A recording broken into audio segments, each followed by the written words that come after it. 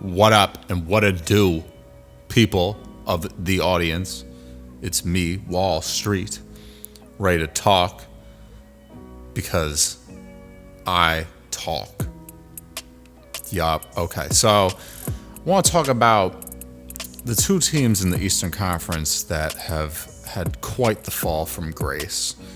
And they're falling so hard that they might fall through the ground and go through into the basement. You know what I'm talking about? Like, it's been bad. So you guys can probably imagine the two teams that I'm talking about, but I'll state them here for you just so there's no confusion. So the two teams that I'm speaking about are the Milwaukee Bucks and the Philadelphia 76ers. And both of them currently sit outside of the playoffs, and the Bucks being in 12th place in the Eastern Conference and the 76ers being in 14th place in the Eastern Conference.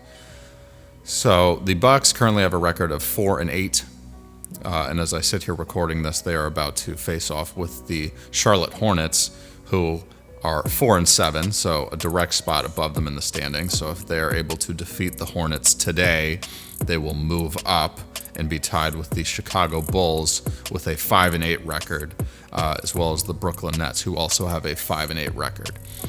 So that would be good for them. And obviously it's still very early in the season, so anything can happen. But the 76ers, on the other hand, are 2-10 and are 11 games back of the number one seeded Cleveland Cavaliers, who are a perfect 14-0. Just impeccable what they're doing this season. But I wanted to talk about this because I do think the Milwaukee Bucks have a much stronger chance to turn things around and have a productive season where they make it into the postseason. I'm not sure if they're going to make it very far in the postseason, but I do believe they have a greater chance than the Philadelphia 76ers to make it into the postseason and make some sort of noise. The 76ers have an extremely uphill battle to climb here. And namely, this is because of the just durability risk that you have with your three main players, mainly Joel Embiid and Paul George.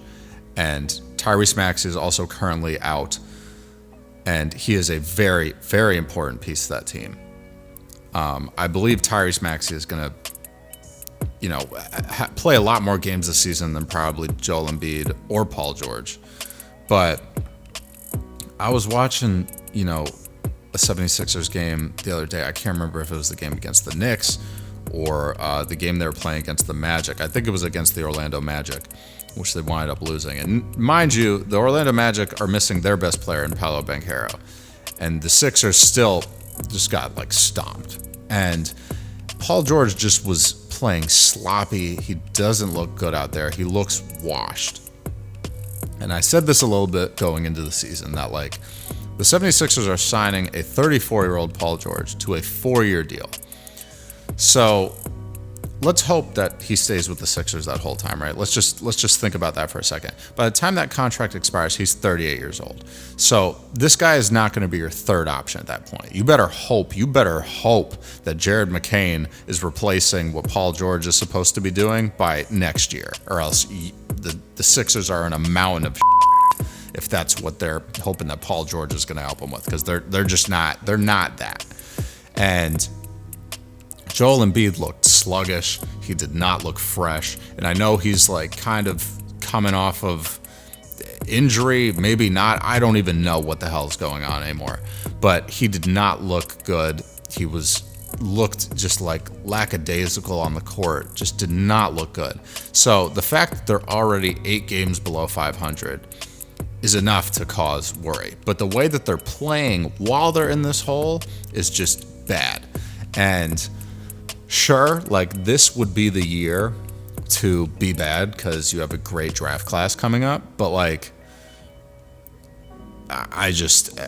I personally do not think the Philadelphia 76ers are going to make the playoffs. I really don't think they're going to be able to do it because they're going to have to go on a significant winning streak to just get above 500. And the East is fairly wide open. I will say that. I think the 4 seed right now is the Knicks, and they're a perfect 500 at 6-6. So if the Sixers get to 500, there's a possibility that they, are able to just be in the playoffs. They might not even have to be in the play-in, right? There's probably a situation that's likely where the 7 and 8 seeds in the playoffs this year are going to be teams that are below 500 on the Eastern Conference side. On the Western Conference, that's different because that's a lot more competitive right now. But the Eastern Conference is just so top-heavy with Cleveland and Boston. And frankly, Orlando, which they're still playing great without Paolo Banchero, which is amazing. But the Sixers look bad. They look really bad. And the Bucks have looked bad too, but like after Giannis had his 59-point game, pushed him into the, the number one spot in the scoring race at 33.3 points per game this season. He looks a lot better.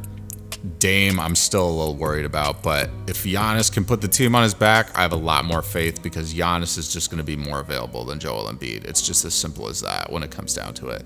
And yes, both of them can be injury prone, but Joel Embiid, it's just the effort level that I saw him playing against the Knicks and the Magic is just unacceptable.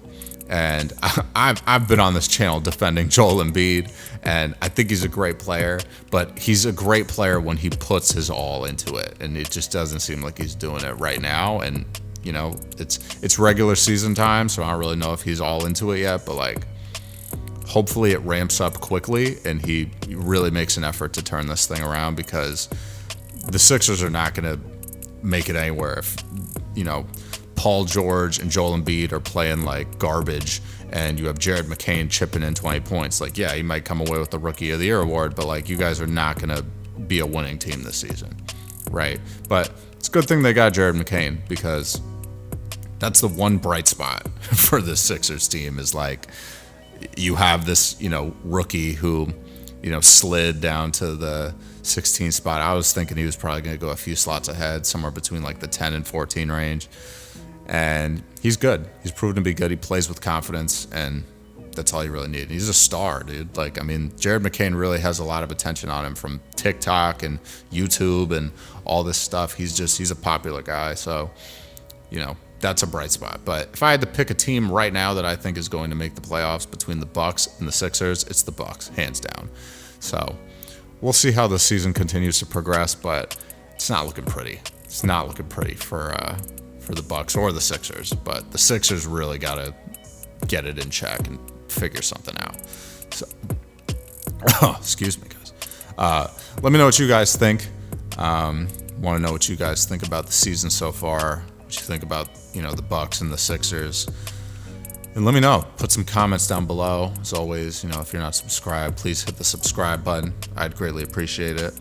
Also, if you hit the thumbs up button, also would be awesome. If you didn't like the video, please give me a thumbs down. Let me know how you really feel. I'm open to all your thoughts. It is what it is. So I'll catch you guys with the next one. Stay safe. Take it easy. Peace.